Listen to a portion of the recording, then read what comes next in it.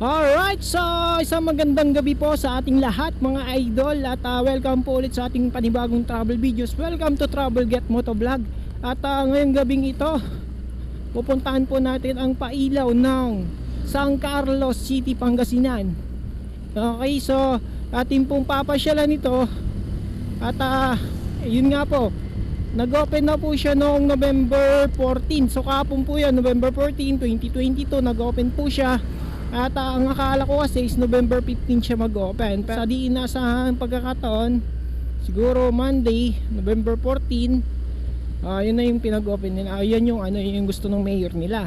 Okay, so nyo po akong samahan sa pagpunta doon mga idol. At ating nga pong papasyalan, ating nga pong titignan kung gaano nga ba kaganda ang pailaw nila dito.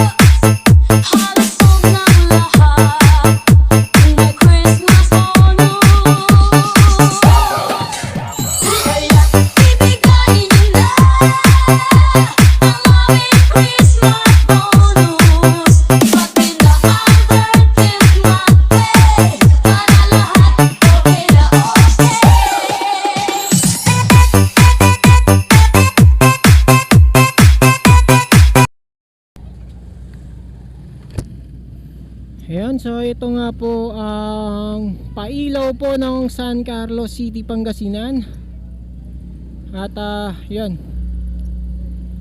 Okay, so nagtanong-tanong po kasi ako kanina doon sa may plaza, yung mga guard doon at mga tanod siguro yung mga andun. Sabi po nila by batch daw po kasi yung ginagawa po nila doon. So for example 6:30 to 7:30. Ayan. So batch 1 po yun. Tapos papalisin, magki-clear out po sila ng mga tao. Tapos papapasukin naman yung batch 2. So 7:30 to 8:30 batch 2, ganon. Then papapasukin po sila. Tapos ganoon naman po sa susunod. So batch 3 hanggang sa mag 11. Okay. So yun po guys. Hanggang dito na lang po itong vlog na to. Hanggang dito na lang po. At pa-follow, pa-subscribe, pa-like and share na rin to itong video na to. At God bless you all. Thank you and bye-bye.